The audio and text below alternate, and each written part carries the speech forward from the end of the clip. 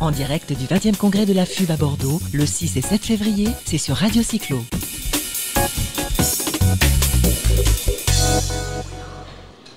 Voilà, le 20e congrès de la FUB à Bordeaux, le congrès, le palmarès des villes cyclables hier, etc. On est avec Alain, bonjour Alain, et on a le plaisir de recevoir Charline Liotier. Bonjour Charline. Bonjour. Conseillère municipale de Bourg-en-Bresse. Avec un grand K. Avec un grand K.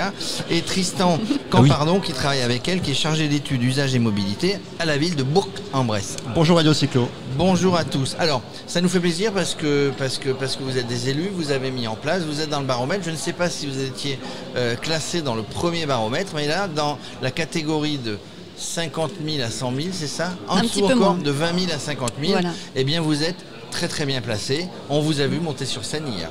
C'est ça. Alors dans le précédent baromètre, on était au rang 6, donc avec une bonne marge de progression. Et c'est vrai qu'être sur le podium, c'est quelque chose d'un autre niveau et qu'on va s'efforcer d'assurer et de continuer. Alors, on espère pour l'avenir. Si on y est, c'est que c'est mérité, c'est que vous avez fait des choses, mais il y a toujours des choses, et c'est pour ça que Tristan va nous en parler aussi, il y a toujours des choses à mettre en place. Tristan est aussi éducateur, hein, donc c'est ça. Dans la partie vélo.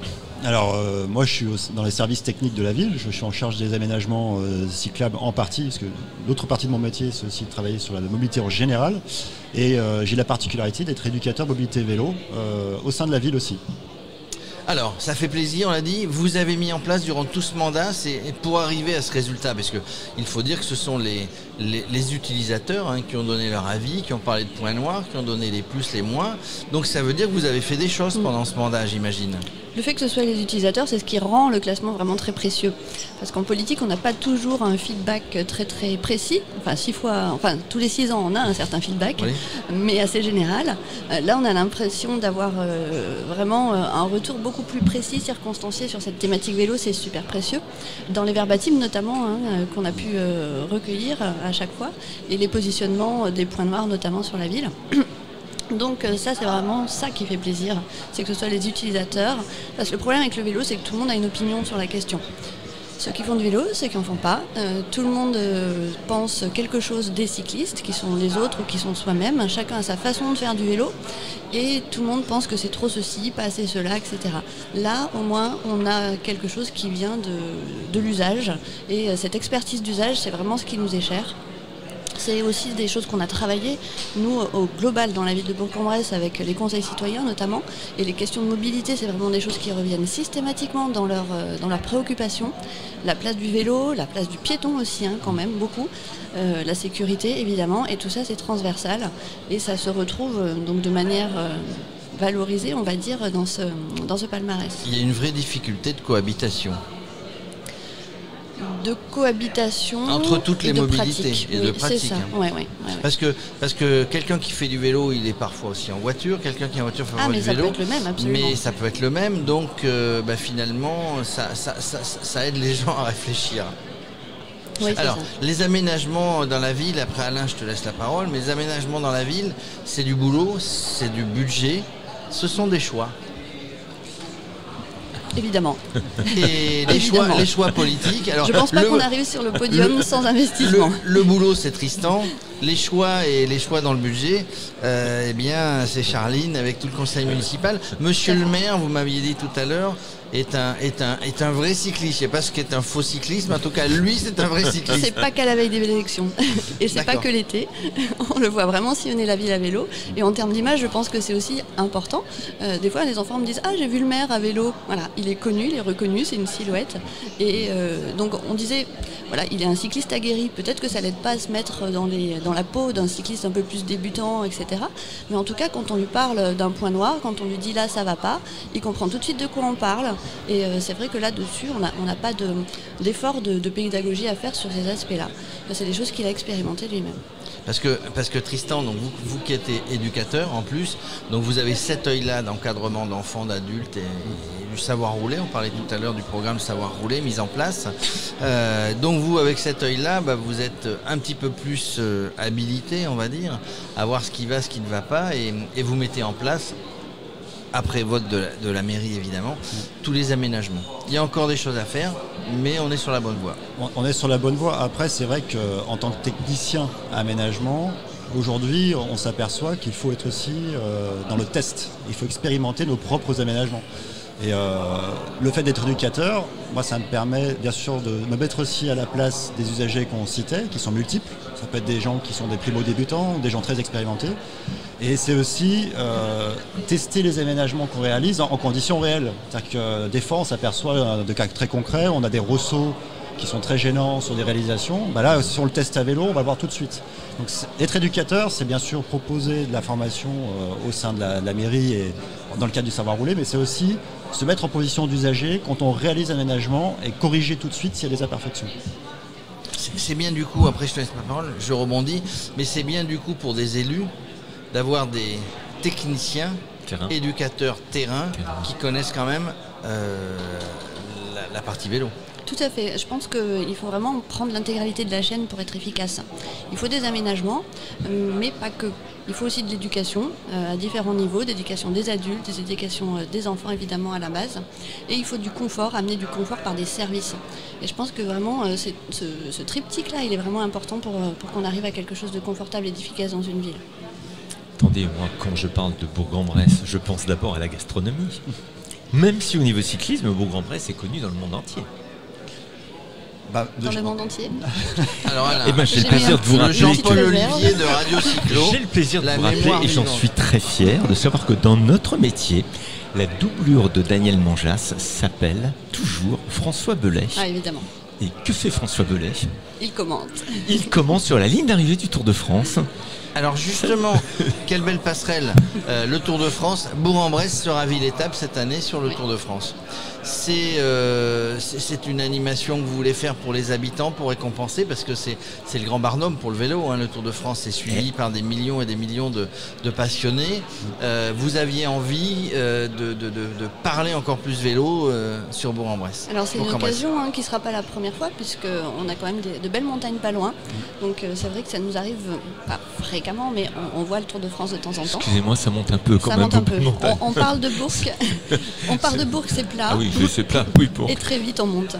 Et ça sera une des dernières étapes, enfin presque, on saura presque qui est le vainqueur. Donc, Alors ça sera l'antépénultième étape. Ouais. Alors c'est vrai qu'on a aussi d'autres manifestations que le Tour de France. On a le Tour de l'Ain qui part souvent de Bourg-en-Bresse. Qui est l'antichambre. Hein. Qui est l'antichambre et qui, je vous rappelle, a été remporté par Thibaut Pinot l'année dernière. On espère avoir Thibaut Pinot maillot jaune. Hein. Ça serait bien d'avoir un Français qui gagne le Tour en 2020. Ça serait bien. Mais non, il était programmé pour le gagner cette année. Hein. Voilà, pour revenir sur le vélo urbain, c'est vrai que, comme disait Mme Gauthier, Bourg, c'est une ville qui est quand même... on est sur une ville moyenne qui est à échelle de la marche et du vélo parce qu'on a une ville relativement plate, relativement concentré, et c'est vrai que le vélo, pour se développer, c'est royal. On parle souvent de Grenoble qui a été hier récompensé. Grenoble est une ville complètement plate au milieu des montagnes. Voilà, donc on a un terrain favorable. Ça veut dire qu'il faut vouloir faire du vélo hein, quand on est à Bourg-en-Bresse. Il faut pédaler. D'ailleurs, il y aura sa question indiscrète avant la fin, hein, où il peut la poser déjà, mais le vélo assistance électrique, on le voit bien fleurir sur votre commune. Oui. Alors, on a une particularité de notre flotte de vélos qui sont libre-service. Mis à part le fait qu'ils sont arrivés tardivement par rapport à d'autres villes, c'est que du coup on a pu prendre, comme disait Tristan, le meilleur des expérimentations passées. Et les nôtres sont mixtes. Donc ça veut dire qu'on peut louer aussi une batterie électrique qui se rajoute sur n'importe quel des vélos de la flotte, des vélos de l'agglomération. Et du coup on peut choisir de l'avoir en vélo simple ou de l'avoir en vélo électrique. Donc quand on veut tester, quand on veut se poser la question de comment ça fait en vélo électrique, peut-être avant de s'en équiper, on a cette possibilité-là. Ainsi que des locations de longue durée. Oui, aussi. c'est ce que j'allais vous demander, parce qu'il y a beaucoup de communes qui ont mis en place, donc soit en prenant location des courte sociétés durée extérieures, soit en le faisant en direct. Je ne sais plus quel est le terme, mais d'avoir justement de la location longue durée pour essayer, puis éventuellement après passer. Parce qu'en fait, des fois, on achète un vélo, puis on ne s'en sert pas. Il faut envie d'y revenir, etc. Ou il n'est pas adapté à ce qu'on veut faire, etc. Donc, c'est une bonne idée, Alain. La question indiscrète. Ah bah la question indiscrète. Attends, non, je préfère revenir sur la question parce que j'ai pas eu de réponse. Vous êtes des bons vivants, j'ai parlé de gastronomie. Alors est-ce qu'il y a, par exemple, des balades à vélo où on fait en même temps du vélo et de la gastronomie, on va dans les bons coins où on peut bien manger, bien boire? Alors on a des parcours qui s'appellent l'un à vélo. Tu vois, je le savais. Et on a des villages qui sont particulièrement connus dans les alentours de Bourg-en-Bresse pour la gastronomie. Juste au hasard, Vona. Rona. Ça fait du chocolat, je crois. Du chocolat, non, c'est pas le Rona. Je ne suis pas de la région. Et je fais du vélo. Bon, donc, la question le village de Georges Blanc qui se trouve pas très loin de Bourg-en-Bresse. Après, pour l'aller de Bourg à Vona, je pense que ça se fait sans problème. Pour le retour, bon voilà, quand on a fait un bon petit repas, peut-être qu'une petite nuit sur place s'impose. Tout le vélo à assistance électrique. Alors justement, la question indiscrète, c'est vous êtes prêts? Est-ce que vous faites du vélo vous-même? J'en ai longtemps fait au quotidien pour aller au travail. Malheureusement, depuis cet été, je travaille en dehors de la ville, donc ce n'est plus le cas, mais pendant des années. Ça veut dire que c'est compliqué dans votre région? Ça veut dire l'interurbain est compliqué ou... Enfin, c'est la distance, là, dans mon cas particulier. D'accord. Mais pendant, je sais pas, une quinzaine d'années, j'ai toujours fait du vélo pour aller au travail, déposer les enfants à l'école, faire le tour à la crèche, etc. Parce que Radio Cyclo est en train de préparer le palmarès des élus cyclables, hein. après les villes cyclables. Non, ce qu'on se disait aussi, c'est quand on utilise son vélo pour aller au travail, il y a des fois des entreprises qui sont équipées pour ranger le vélo, pour se changer, pour se doucher, parce qu'évidemment... Ça dépend des distances. Personnellement, moi, je ne suis pas une grande sportive, donc... 7 km par jour, je considère qu'à petit train, j'ai pas besoin d'un dispositif particulier pour m'accueillir. 7 km aller-retour. Ouais. 3,5 le matin, 3,5 le soir, voilà. Donc du coup... c'est jouable. On peut presque le faire à pied.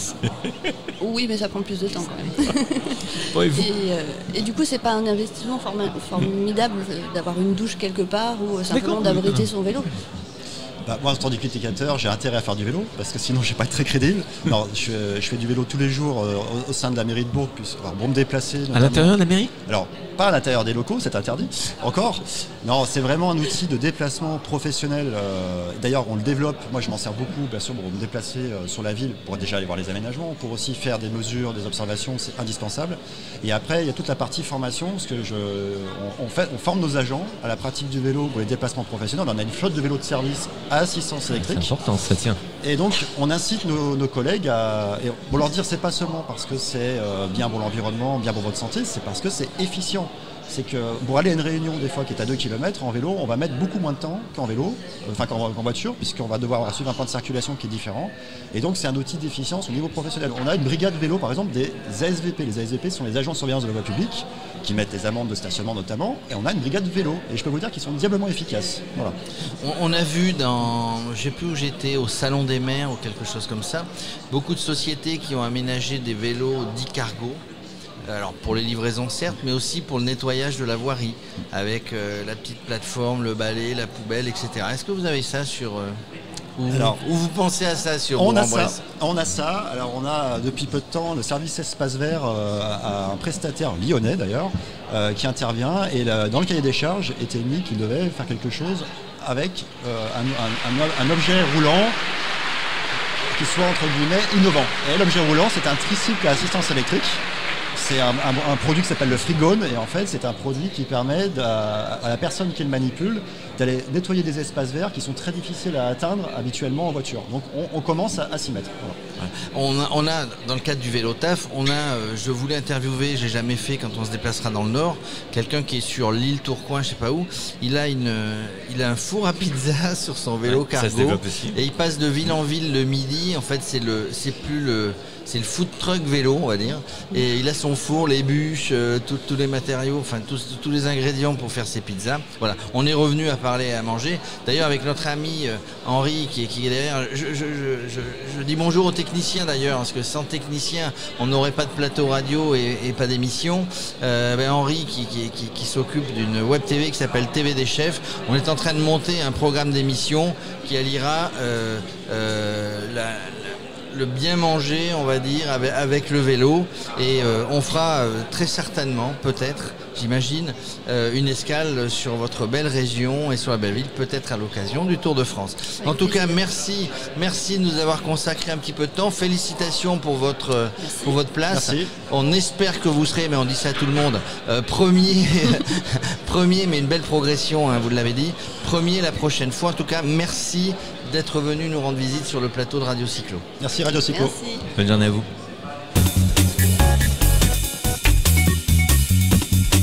En direct du 20e congrès de la FUB à Bordeaux, le 6 et 7 février, c'est sur Radio Cyclo.